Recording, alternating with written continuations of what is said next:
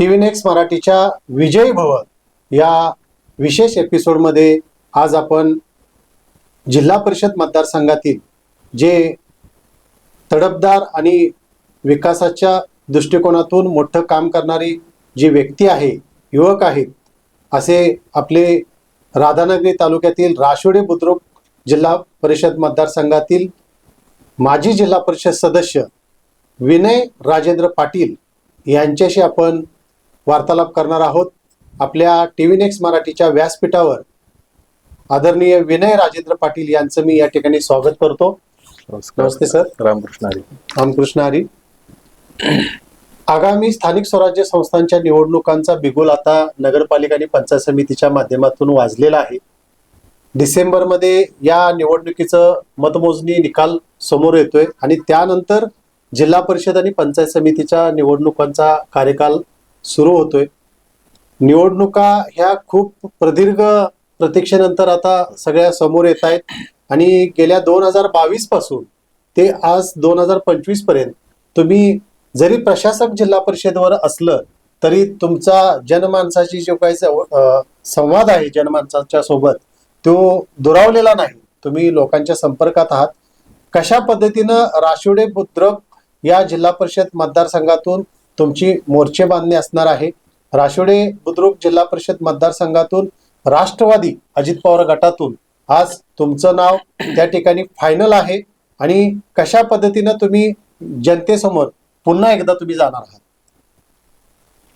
तर सर्वप्रथम मी आपलं धन्यवाद देतो. पण मुलाखतीसाठी आपण या चॅनेलमध्ये बोलवलं आणि निश्चितपणे मला अभिमानानं आणि आनंदानं सांगायचं आहे की गेली अनेक वर्ष मी जवळपास 2010 पासून राष्ट्रवादी पक्षामध्ये त्यावेळेला अजितदादा पवार आणि पवार साहेबांचं दोन वेगळे नव्हते. तर मला बाळकडू मिळालेलं अगदी सुरुवाती लहानपणापासून, कारण 1999च्या स्थापनेच्या सभेच्या दिवशी माझे वडील मला गांधी मैदानला घेऊन आलेले. त्याच वेळेला कदाचित बाळकडू मला त्या पक्षाचं मिळालं असेल असं वाटतंय. आणि राष्ट्रवादीच्या प्रेमात तुम्ही बाळकडू लहान आणि त्यापेक्षा अधिक म्हणजे माझ्या आजी, चुलत आजी, माझ्या धाकटे आजोबा आहेत, त्यांच्या मिसेस मुंबईत राहायला होत्या आणि त्या पवार साहेबांच्या अतिशय निकटवर्ती आहे. आणि त्या राष्ट्रवादी महिला काँग्रेसच्या प्रदेश उपाध्यक्ष होत्या.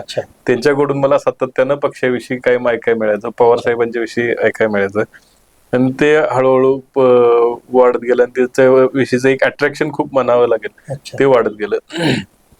त्यातून मी ज्या वेळेला विद्यार्थी दशेमध्ये काम करत असताना 10वी 12वी झाल्यानंतर ज्या वेळेला मी कोल्हापूरकडे आलो त्यावेळेला मी इंजिनिअरिंगच्या पहिल्या वर्षात होतो आणि त्यावेळेला राष्ट्रवादी विद्यार्थी काँग्रेसमध्ये मी कामाला लागलो. तेव्हापासून मी पक्षाच्या जे कामामध्ये जे झोकून दिलं गेलो, राष्ट्रवादी विद्यार्थीला असेल, त्यानंतर 2010 पासून ते 2016ला मला राष्ट्रवादी युवक मध्ये प्रमोशन मिळालं, ते तिथून असेल. आणि त्यानंतर आता राष्ट्रवादी युवकच्या जिल्हा बॉडीमध्ये काम करायची संधी असेल, तेव्हापासून मी पक्षाचा अतिशय चांगल्या पद्धतीने राष्ट्रवादी अजितदादा पवार गटाचं अतिशय चांगल्या पद्धतीने आमच्या विभागामध्ये काम करतोय. आणि त्या पक्षाच्या कामाबरोबरच दोन्ही वेळेला मला 2012ला आमच्या आईंना आणि 2017च्या वेळेला मला या ठिकाणी पक्षानं जिल्हा परिषदमध्ये काम करण्याची संधी दिली. तर ते काम करत असताना लोकांशी मी नाळ अजिबात तुटू दिली नाही. सातत्याने मतदारसंघामधील संपर्क अजिबात तुटू दिला नाही. संपर्काबरोबर त्यांची लहान सहान कामे असतील, मतदारसंघातील सगळ्यात आधी अडचणी ज्या असणाऱ्या मूलभूत सुविधा असतील, त्या ज्या प्रकारे मला पूर्ण करता येतील त्या प्रकारे मी पूर्ण करायचा प्रयत्न करत गेलो. अशी परिस्थिती होती. आपल्याला कदाचित माहिती नसेल, माझा मतदारसंघ हा अतिशय राधानगरी तालुक्याचा पश्चिम भाग, तुम्ही ऐकला असेल की राशिवड्यापासून ते चापोडीपर्यंतची गावं ही नदीकाठची गावं, ही सातत्यानं भोगवती काठाला असल्यामुळं संपर्कात असतात. शहरीकरण झालेली गाव आहे. पण जेव्हा चांदे कोते धामोड पासून मासुलीपर्यंत आपण इकडे बघायला जातोय, तर त्या गावांच्या मध्ये याच्यापूर्वी दळणवळणाची मूलभूत सुविधा या ठिकाणी व्यवस्थित उपलब्ध नव्हती. मला वाटते गेल्या 10 वर्षाच्या, मी काय माझं एकट्याचं श्रेय असं मी निश्चित म्हणणार नाही, पण गेल्या 10-15 वर्षामध्ये शासनाच्या वतीनं असू दे, केंद्र शासनाच्या वतीनं असू दे, जिल्हा परिषदच्या माध्यमातून असू दे, त्या मूलभूत सुविधा जवळपास आता पूर्ण होत आलेल्या आहेत दळणवळणाच्या. आणि दळणवळणाच्या बाबतीतली सुबत्ता मला वाटते हे आता पूर्ण झाल्यानंतर त्या म्हणजे पूर्ण करायचा आम्ही जवळपास प्रयत्न केलाय. त्यानंतर इतर लहान सहान बारीक सारीक विकास कामं असतील, विविध शाळांची कामं असतील, वैयक्तिक लाभांच्या योजना देण्याच्या बाबतीतली कामं असतील, त्यानंतर गावामध्ये एखाद्या अंगणवाडीचं काम असेल, पाणी पुरवठ्याच्या संदर्भातलं काम असेल, जवळपास सगळ्या कामांच्या बाबतीमध्ये संपर्काबरोबरच ती स्वतः जातीनिशी त्या ठिकाणी उपस्थित राहून ती सोडवण्याचा या ठिकाणी प्रयत्न केलेला आहे. नवीन होतो, पण नवीन जरी असलो तरी त्यावेळेला शिकत शिकत गेलो. आणि कसं आहे, माणसानं सुरुवातीपासून एक चांगला गुण असला पाहिजे. जिथं चुकतोय तिथं शिकत जायचं, ते चुका दुरुस्त करून पुढे जायचं, ते करत गेलो. आणि त्यामुळं तेच माझं या ठिकाणी निश्चितपणे धोरण असणार आहे की इथून पुढे सुद्धा अधिक ताकदीनं चांगल्या प्रकारे कशा प्रकारचे माझ्या मतदारसंघातील माझ्या जनतेची कामं या ठिकाणी मला पूर्ण करता येतील, त्यासाठी माझा निश्चितपणे ते प्रयत्न करणार आहे. आणि ज्या तळमळीने ह्या 10-15 वर्षामध्ये मी काम केलंय त्याच्याही पेक्षा अधिक तळमळीने आणि अधिक ताकदीने मी या ठिकाणी ते सामोरं जाणार आहे आणि त्या तळमळीने काम करणार आहे. आणि तोच अजेंडा घेऊन मी निश्चितपणे या निवडणुकीला सामोरं जातो. नक्कीच साहेब, राधानगरी तालुक्यामध्ये सर्वात मोठा जो जिल्हा परिषद मतदारसंघ आहे तो राशोडी बुद्रुक. त्या राशोडी बुद्रुक मतदारसंघामध्ये सुरुवातीला विद्यार्थी दशेपासून तुम्ही काम करत होता.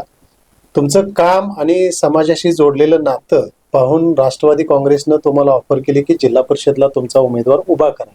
पण त्यावेळेला महिला आरक्षण पडले होतं, समाजासमोर तुमचा चेहरा होता. आणि मग अशा वेळेला तुमच्या समोर प्रश्न पडला की आता महिला इथं कोण द्यायची. त्यावेळेला तुम्ही आईसाहेबांचं नाव पुढे आणलं.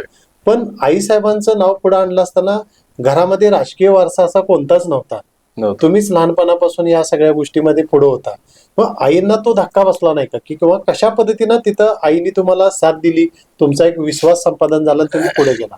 मुळात माझ्या घरचा वारसा आपल्याला सांगायचा झाला तर पहिल्यापासून शैक्षणिक वारसा. शैक्षणिक वातावरण घरामध्ये होतं. मी माझे आजोबा रिटायर्ड शिक्षक, त्यांनी जवळपास 30-33 वर्ष 1991 ला ते रिटायर्ड झाले. जवळपास 31 वर्ष राधानगरी तालुका असेल, करवीर असेल, भुदरगड असेल, तालुक्याच्या विविध ठिकाणी जिल्हा परिषदच्या प्राथमिक शिक्षक म्हणून काम केलं. त्यानंतर आमच्या गावामध्ये प्राथमिक शाळेनंतर त्यांना स्वतःला कोल्हापूरला शिकायला जावं लागलं. ते कुठेतरी गावात त्रास होतोय म्हणून त्यांनी आणि त्यांच्या सवंगडी जे त्यांच्यासोबत बरेच मंडळी होते, शिक्षक सोबतचे होते, जरा गुरुजी असतील, निल्याना असतील किंवा त्यांच्यासोबतचे आमच्या गावातील बरेच मंडळींनी त्यांना साथ दिली. आणि त्या मंडळींनी मिळून गावामध्ये शाळा स्थापन केली. नागेश्वर हायस्कूल आमच्या गावामध्ये सगळ्यात पहिलं 1960 ला 13 जून 1960 ला ती स्थापना केली आजोबांनी. म्हणजे त्या सगळ्या मंडळी शैक्षणिक वारसा आजोबा. आणि त्यांचं कायम हे असायचं की तुम्ही कायम शिक्षणाच्या बाबतीमध्ये समृद्ध झालं पाहिजे, शिकला तर टिकला. आणि त्या पद्धतीने माझं आजपर्यंत लहानपासून मोठं करताना शिक्षणाच्या बाबतीत त्यांनी कायम ठाम आणि कडक भूमिका घेतल्यामुळे माझाही त्या पद्धतीनं शिक्षणाच्या बाबतीत ओढा खूप म्हणजे लागलेला. अगदी पहिलीपासून 10वी पर्यंत बघायचं झालं तर मी शाळेमध्ये पहिला नंबर काढलेला. 7वी स्कॉलरशिपला मी नंबरात आलेलो, राज्यात 12वा आलेलो. 8वी मध्ये प्रावीण्य परीक्षेत, MTS परीक्षेत, 9वीच्या MTS परीक्षेत, प्रज्ञा परीक्षेत, त्यानंतर त्या हिंदीच्या परीक्षेमध्ये असू दे, विज्ञानाच्या परीक्षेमध्ये असू दे, वेगळ्या परीक्षांच्या मध्ये मी निश्चितपणे या ठिकाणी प्रथम क्रमांक म्हणजे जिथं जिथं प्रावीण्य मिळवायचं जमल तिथं चांगल्या पद्धतीने प्रावीण्य मिळवायचा प्रयत्न केला.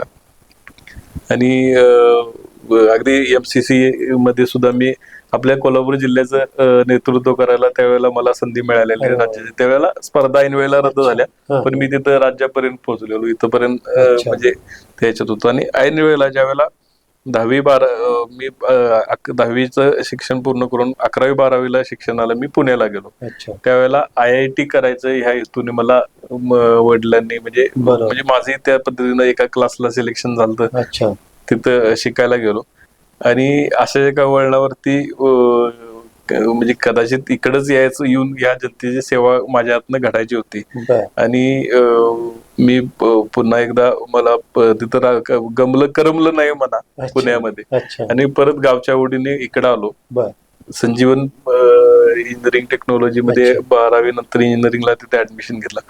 आणि ते करत असताना राष्ट्रवादी विद्यार्थी काँग्रेसमध्ये त्यावेळेला रोहितदादा पाटील म्हणून त्या ठिकाणी काम करत होते. एकदा त्यांच्या संपर्कात आलो, हळूहळू मग त्यांच्या संपर्कातनं मी राष्ट्रवादी विद्यार्थी मध्ये काम करायला लागलो. आणि हे ते करत असताना हे म्हणजे त्या वळणाला हळूहळू सरकत शिफ्ट होईल गेलो. म्हणजे कधी मलाच लक्षात आलं नाही की शैक्षणिक वळणातनं राजकीय सामाजिक क्षेत्रात कधी आलो. मग आमच्या आई वडिलांचं किंवा यांचं एक हे असते, विद्यार्थी म्हणजे आपल्या मुलावरती बळजबरी कुठल्या याची करायची नाही. त्याला त्याच्या पद्धतीने हा एखाद्याला आवड मार्ग दाखवायचा, त्यानं त्यावरती आवडीनं चालला तर तो मार्ग आपण त्याला स्वीकारायला म्हणजे स्वीकारायला लावायचा. पण बळजबरी करून एखाद्या मार्गावरती जर पाठवलं मग त्याच पद्धतीने त्यांनी बघितलं की नाही बाबा आता हा राजकीय इच्छा. आणि तेवढ्या त्यांनी मला एकदा दोनदा विचारलं सुद्धा, करायला लागल्यास ती माहिती आहे का ही कुठंपर्यंत असते, काय असते, त्याचे परिणाम काय असतात. पण त्यावेळेला वय लहान असेल पण त्यांनी सुद्धा त्यामध्ये मदत केली, समजावून सांगायचा प्रयत्न केला. आणि जसं तुम्ही म्हणलात की योगायोगानं त्याच वेळेला मी ते 2 वर्ष काम करत होतो राष्ट्रवादी विद्यार्थी. आई वडिलांच्या समोर ज्यावेळेला महिला आरक्षण पडलं आणि मी घरी ज्यावेळेला माझ्या मनातली गोष्ट बोलून दाखवली की जिल्हा परिषदला आता आपण महिला सीट आपण उभी करूया, त्यावेळेला पहिल्यांदा त्यांच्या सुद्धा मनात होतं की नाही होय आपण हे करायला नको, करायला पाहिजे. पण मी ठामपणे त्यांना विश्वास दिला, मला जी तळमळीनं काम करायचं आहे, जी जनतेची सेवा करायची ती ह्या माध्यमातून पूर्ण होईल. आणि त्यावेळेला तिने मान्य केलं की हा बाबा तुझी डोक्यातली कल्पना, बऱ्याच कल्पना आहेत त्या पूर्ण होत असेल म्हणतोस तर आम्ही ते स्वीकारायला तयार आहे. तर मग मात्र तिने अगदी ताकदीनं त्या पद्धतीने ते स्वीकारलं. काय एखादी व्यक्ती घरातली राजकारणात पाठवणं म्हणजे सुद्धा सगळी सोपी गोष्ट असते अशातलं काय भाग नाही. बऱ्याच वेळेला राजकारणात उतरायचं किंवा सामाजिक कार्यामध्ये उतरायचं त्यावेळेला घरावरती तुळशीपत्र ठेवूनच ह्या गोष्टी स्वीकाराव्या लागतात. घरामध्ये आपल्याला वेळ देता येत नाही किंवा आपण हे विश्वाची माझी घर, त्या विश्वासाठी, त्या मतदारसंघासाठी आणि त्या जनतेसाठी आपण त्यावेळेला झालेलो असतो. त्या दृष्टीनेच ते काम म्हणजे करावे लागतात. त्यामुळे ते घरातल्यांनी सुद्धा हे अवघड गोष्ट स्वीकारली आणि खरंच मला त्यांचा अभिमान आहे आणि आनंद आहे. त्यानंतरच आईसाहेब जिल्हा परिषदला निवडून आल्या, त्यांनी 5 वर्षाची टर्म त्या ठिकाणी चांगल्या पद्धतीने निभावली. तुम्ही आणि आईसाहेब मिळून तुम्ही राष्ट्रवादी बुद्रुक मतदारसंघामध्ये विकासाचा कायापालट केला. त्यानंतर पुन्हा जनतेनं तुम्हाला साथ दिली आणि तुम्ही 5 वर्ष या राष्ट्रवादी बुद्रुक जिल्हा परिषद मतदारसंघाचं प्रतिनिधित्व स्वीकारलं केलं. आणि खरोखरच त्या ठिकाणी तुम्ही एक वेगळं पण काहीतरी लोकांच्या दृष्टिकोनातून, राधानगरी हा भाग तसा पाहिला तर दुर्गम भाग असतो आणि त्या भागाला एक विकासाची गंगा घेऊन जाण्याचं काम तुम्ही आणि आईंच्या माध्यमातून, जिल्हा परिषदेच्या माध्यमातून तुम्ही केलेलं आहे. परंतु या राष्ट्रवादी बुद्रुक मतदारसंघामध्ये गेल्या 10 वर्षाच्या टर्म मध्ये तुम्ही किती कोटींची विकास कामं केली? आता जुना आईंच्या कालावधीचं आता माझा डेटा अवेलेबल नाही, पण त्या कालावधीमध्ये सुद्धा मोठी कामे करण्यामध्ये आम्ही यशस्वी झालो. पण माझ्याकडे ह्या टर्मचा कालावधी आहे जवळपास 35 कोटी रुपयाची फक्त जिल्हा परिषद मधली आम्ही निधी खिचून नेण्याचा प्रयत्न केला. आता एक फॅक्ट सांगायची झाली तर जिल्हा परिषद मध्ये समजा तज्ञ एखादा झालेला एकदा मुरला त्यामध्ये माणूस, तर जिल्हा परिषद सुद्धा बास होते विभागाची कामं करायला. म्हणजे जिल्हा परिषदच्या हे माध्यम सुद्धा बास होतंय, म्हणजे जिल्हा परिषदच्या बाहेर जावं लागत नाही. आणि समजा ते नाही समजलं तर मग आपल्याला मंत्रालय असू दे किंवा बाहेर आमदारांच्या, खासदार साहेबांच्या, विविध मंत्र्यांच्या पाठीमागे लागावं लागते. पण एकदा मुरलं आणि ते मी चांगलं म्हणजे पहिल्यापासून जरा ब्राईट स्टुडंट असल्यामुळे कदाचित मला ते चांगल्या पद्धतीनं जमलं असावं. मी अगदी 30-35 कोटीपेक्षा म्हणजे अधिक केले असतील. पण म्हणजे फक्त जिल्हा परिषद ती सोडून, आणि मग त्या पाणी पुरवठ्याच्या असतील किंवा रस्ते विकास आराखड्यातले असतील, अशी विविध कामं करण्यामध्ये किंवा त्या निदान बरीच कामं त्या आराखड्यामध्ये बसवण्याच्या संदर्भातली भूमिका असेल किंवा ते आम्ही चांगल्या उत्तमरित्या मी निभावल्या. नक्कीच साहेब, तुम्ही राशिवडे बुद्रुक मतदारसंघामध्ये तिथल्या लोकांचं, नागरिकांचं एक वेगळे पण तुमच्याकडे पाहिलं जातं, तिथला एक दुवा म्हणून तुमच्याकडे बघितलं जातं, युवकांचं आशास्थान, स्फूर्तीस्थान म्हणून तुमच्याकडे बघितलं जातं. मला एक तुमचा किस्सा ऐकायचा आहे की तुमच्या राधानगरी आणि राशिवडे बुद्रुक मतदारसंघामध्ये पाणी टंचाई चा प्रश्न उभा राहिला होता आणि त्यावेळी तुमचा एक बुलेटचा जो विषय आहे तो कोल्हापूर जिल्ह्यामध्ये चांगलाच गाजला होता. राशिवडे बुद्रुक जिल्हा परिषद मतदारसंघामध्ये खूप चर्चा त्याच्यावरती झाली. नेमका काय विषय होता त्यावेळेला? आई जिल्हा परिषद सदस्य होत्या 2012ला. आणि मानेवाडी म्हणून गाव आहे आमच्या, कोथेपिकी मानेवाडी. तर त्या अशी परिस्थिती आलेली त्यावेळेला आई सदस्य होऊन 1 वर्षभराचाच कालावधी, 2012 वर्षभर म्हणजे 5-6 महिन्याचाच कालावधी लोटला. जानेवारीमध्ये इलेक्शन झालेला आणि लगेच 4 महिन्यामध्ये मे महिन्याच्या 2012च्या कालावधीमध्ये भीषण पाणी टंचाई जाणवली. महाराष्ट्र शासनानं त्यावेळेला आपलं महाराष्ट्र टँकर मुक्त आहे असं घोषित केलेलं. आणि अशी परिस्थिती आमच्या समोर आली की नवीन होतो, कुणाकडे जायचं असते माहित नाही. त्यावेळेला पाणी टंचाई आल्यानंतर ही परिस्थितीवर कसं मात करायची ह्याच्या ह्याबाबत पूर्ण कल्पना नव्हती. कलेक्टर साहेबांच्यापर्यंत, तहसीलदार, पाणी पुरवठे अधिकारी असते, सगळ्यांच्याकडे आम्ही जाऊन प्रयत्न केले. आणि असं लक्षात यायला लागलं की त्यांच्या कागदोपत्री कारवाईमध्ये आमची लोक विना पाण्याचं राहणार आहेत. आणि अशी परिस्थिती आल्यानंतर काय करावं. आणि त्यावेळेला तरुण होतो, जरा आई सदस्य झालेल्या एक हे होती. वडील त्यावेळेला म्हटलेले की कदाचित आपण निवडून आल्यानंतर तुला बुलेट घेऊन देतो असं ते निवडलं. त्यावेळेला आम्ही घेतली होती, बुक केलेली. आणि त्यावेळेला अशी परिस्थिती आली म्हणजे, आणि इतकं काय आर्थिक ऐन वेळेला एवढा स्त्रोत असतो आपल्याकडे असत्यातला काय भाग नव्हता. त्यावेळेला अशी परिस्थिती आली की मला ती गाडी विकली आम्ही. आणि त्या जे टँकर नेहान करायची आम्ही पदरचं पैसे त्या टँकरवाल्याला दिले. आणि तेवढं त्यांना जोपर्यंत पाऊस लागत नाही, वळवाचा पाऊस लागत नाही किंवा त्या लोकांची पाण्याची टंचाई दूर होत नाही, तोपर्यंत हे टँकर चालू ठेव, एवढं मला वाटते त्यावेळेला करून रिकामा झालेलं.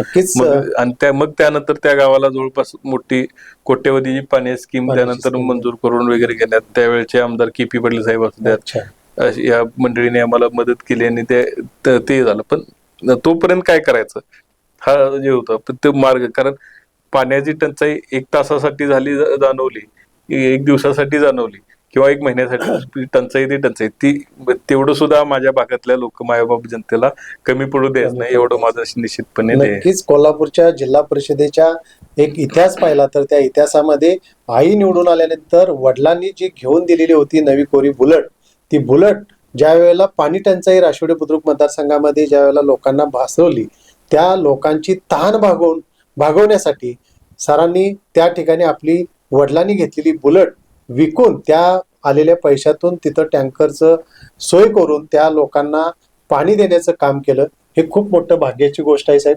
परंतु राशिवडे जिल्हा परिषद मतदारसंघामध्ये असं पण पाहिलं जात आहे की जिल्हा परिषदेच्या काही योजना घरापर्यंत पोहोचल्या पाहिजेत, त्याचा लाभ लोकांना झाला पाहिजे.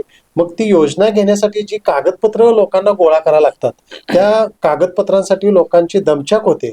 अशा वेळी त्यांची दमछाक होऊ नये, त्यांना कागदपत्र जी त्यांची योजनेची लाभार्थी होण्यासाठी जी कागदपत्र लागणार होती ती त्यांना सोप्या पद्धतीने मिळावीत, ह्यासाठी तुम्ही खर्चातून झेरॉक्स मशीन खरेदी केलं आणि त्या परिसरामध्ये जिल्हा परिषद मतदारसंघामध्ये लाभार्थ्यांना मोफत तुम्ही झेरॉक्स ते कागदपत्र देण्याचा एक उपक्रम राबवला, त्याबद्दल काय सांगा? असं काय म्हणता येणार नाही, पण कसं आहे आपल्या म्हणजे शासनाचं पण मला या ठिकाणी थोडीशी अडचण बऱ्याच वेळेला म्हणजे सांगू वाटते की मुळात जे लाभार्थी असतात, ज्या खरंच गरजू असतोय, एखाद्या व्यक्तीला शिलाई मशीनचा लाभ पाहिजे असतो किंवा एखाद्या व्यक्तीला एखादं कडबाकुटी मशीन घ्यायचं असते, मुळात जो आपल्या दारापर्यंत मागायला किंवा अडचण ज्याला गरज असते त्याच्याकडे आर्थिक सुबत्ता असते, अशातला काय भाग नाही. आणि आणि कागदपत्रांची लिस्ट तर अशी पूर्ण पानभर नसते.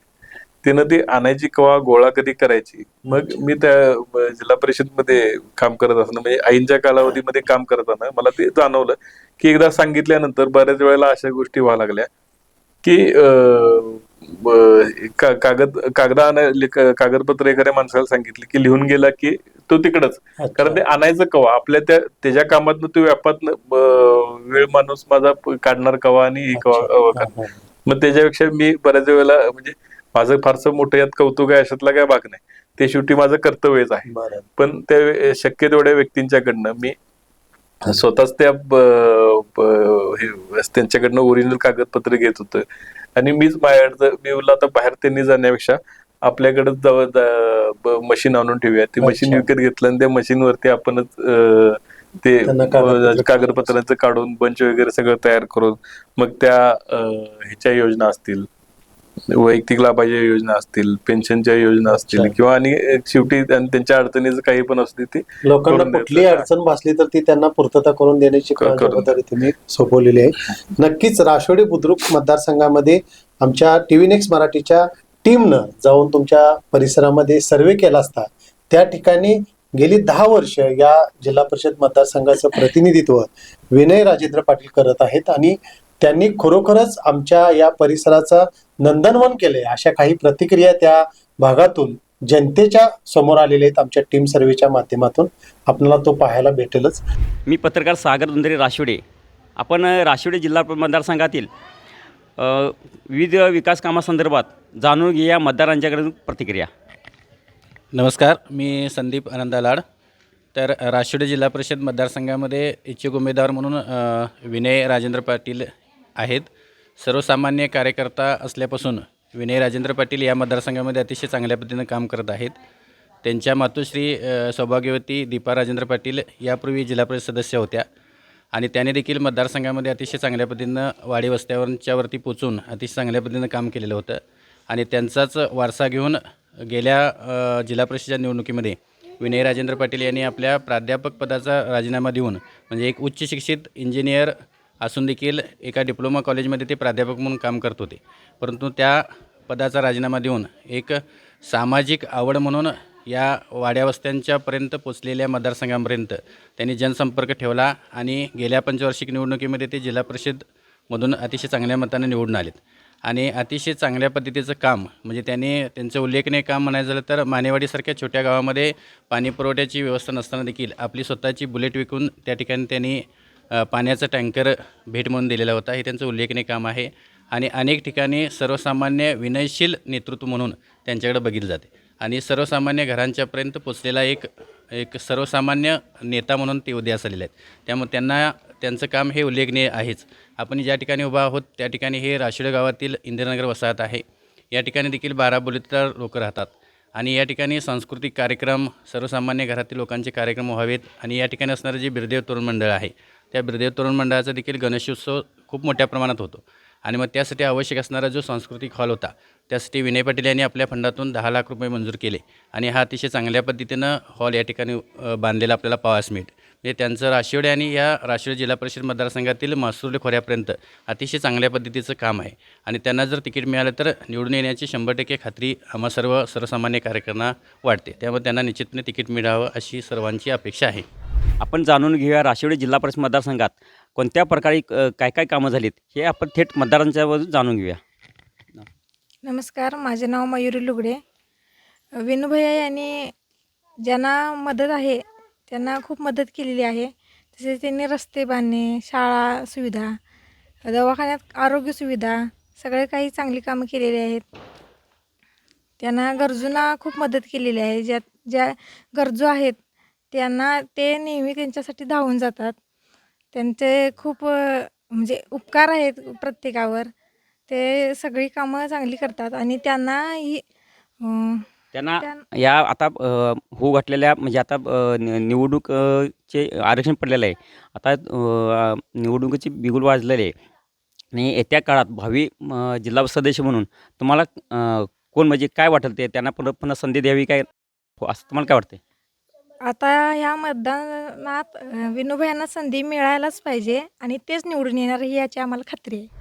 दुसरी गोष्ट, राशिवडे बुद्रुक जिल्हा परिषद मतदारसंघामध्ये 35 कोटीपेक्षा जास्त विकास कामं करणारे विनय राजेंद्र पाटील हे पुन्हा एकदा राष्ट्रवादी अजित पवार गटातून या मतदारसंघातून जिल्हा परिषदेला उमेदवार म्हणून पुढे येत आहेत. लोकांची, जनमानसाची त्या ठिकाणी अशी इच्छा आहे की पुन्हा एकदा विनय पाटील हेच उमेदवार आमच्यासाठी योग्य आहेत आणि आमचा नेता म्हणून विनय पाटील यांना पाहायला आम्हाला आवडेल, अशा काही प्रतिक्रिया या मतदारसंघातून पाहायला मिळत आहेत.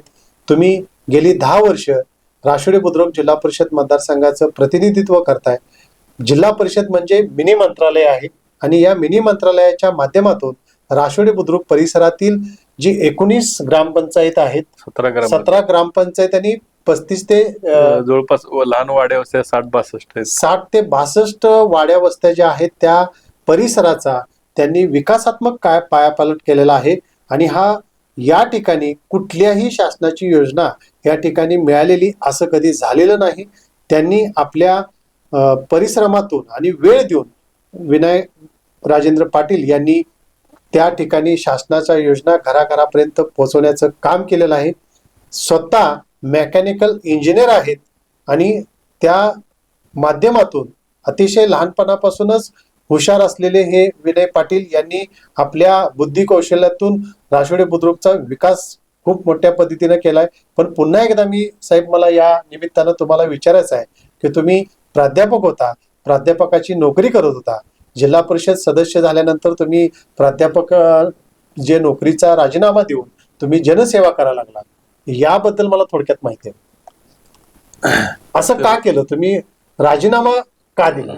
कसं आहे, ज्यावेळेला आई आमच्या सदस्य होत्या त्यावेळेला अशी परिस्थिती होती की काहीसा विभाग एक मिटिंगचा भाग असेल, जिल्हा परिषदमध्ये येऊन प्रत्यक्ष कामकाजाचा भाग असेल तर त्या स्वतः सांभाळायच्या. आणि मला वेळ मिळायचा की मी मतदारसंघामधील म्हणजे भाग सांभाळू किंवा तिथं संपर्क ठेवायचं कामकाज ही माझ्याकडे असायचं. पण मी स्वतः निवडून आल्यानंतर दोन्ही जबाबदाऱ्या माझ्याकडे पडल्या. मग मतदारसंघामधील भेटीगाठी असू दे, संपर्क असू दे आणि ह्याचाही प्रॉब्लेम असो, म्हणजे ज्या वेळेला प्रत्यक्ष जिल्हा परिषद मधलं कामकाज असू दे, मिटिंग्स असू दे, त्याचाही भार माझ्याकडे पडला. मग शेवटी कसं आहे, ह्या एवढ्या लहान वयात माझ्या मायबाप जनतेनं एवढं माझ्यासाठी केलंय. शेवटी किती त्यांचं वरून म्हणजे मी ह्या जन्मात तरी मी कधी फेडू शकत नाही, पण निदान त्यांच्यासाठी एवढं करू शकतो की त्यांनी सांगितलेल्या वेळेला दिलेल्या हक्केला प्रत्येक वेळेला द्यायला आपण उपलब्ध असणं हे माझं कर्तव्य आहे असं समजून मी शेवटी काय केलं की आपल्या नोकरीचा राजीनामा दिला आणि पूर्ण वेळ शेवटी यासाठी वाहून घेतलं. म्हणजे दोन्ही मला समन्वय साधता येईल की मतदारसंघातील कामं असू द्यात, म्हणजे मिटिंग्स असू द्यात जिल्हा परिषद आणि शासकीय लेवल आणि मतदारसंघाच्या गाठीबिटी असतात, हे सगळं समन्वय साधण्यासाठी मला ते करावं लागलं, करणं भाग होतं. आणि आनंद आहे, म्हणजे जेवढं प्रेम माझं यांच्यावरती आहे त्याच्यापेक्षाही किती अधिक प्रेम माझं जनतेचं माझ्या सगळ्या मंडळींचं. शेवटी एवढ्या लहान वयात एवढं मोठं या मंडळींनी केल्याशिवाय कधीच हे शक्य नव्हतं. म्हणजे नोकरीचा राजीनामा आपण शिकलो, आजोबांचा एक स्वप्न होतं की मुलानं खूप मोठ्या लेवलला जावं, परंतु लोकांसाठी तुम्ही नोकरीचा राजीनामा दिला, त्याचं दुःख नाही वाटत? कधीच ते शेवटी यांच्यासाठी जेवढं करेल आणि अगदी शेवटच्या श्वासापर्यंत जेवढं माझ्या जनतेसाठी मी करेल तेवढा मला आनंदच असणार आहे आणि तेवढं मी आनंदाने करत राहील. अच्छा, नक्कीच राशिवडे बुद्रुक मतदारसंघामध्ये अतिशय तळमळीनं आणि समाजासाठी धडपडणारी व्यक्ती म्हणून विनय पाटील यांच्याकडे पाहिलं जातं आणि त्यांनी यासाठी जनतेच्या सोयीसाठी, जनतेच्या विकासासाठी खूप मोठा त्याग स्वीकारलेला आहे, त्याग केलेला आहे. जी प्राध्यापकाची नोकरी होती त्याचं राजीनामा देऊन पूर्ण वेळ, म्हणजे जनतेनं जर आपल्याला हाक दिली तर जनतेच्या हाकेला धावून जायचं आहे, आपल्याला त्यांच्या समस्या सोडवायच्या आहेत, हा मनात ध्यास धरून विनय पाटील यांनी राजीनामा देऊन नोकरीचा प्राध्यापका पदाचा राजीनामा देऊन त्यांनी पूर्ण वेळ समाजसेवा आणि राजकारण करायचं स्वीकारलं आणि गेली 10 वर्ष ते आज राशिवडे बुद्रुक मतदारसंघामध्ये लोकांची सेवा करतायत. नक्कीच येणाऱ्या जिल्हा परिषद मतदारसंघामध्ये राशिवडे बुद्रुक मतदारसंघातून ते पुन्हा एकदा विजयाचा झेंडा त्या ठिकाणी फडकतील अशी आशा या राशिवडे बुद्रुक मतदारसंघातील जनतेची आहे. सर, तुम्ही विजयी भव TV नेक्स्ट मराठीच्या या व्यासपीठावर आलात त्याबद्दल धन्यवाद. धन्यवाद. रामकृष्ण हरी. रामकृष्ण.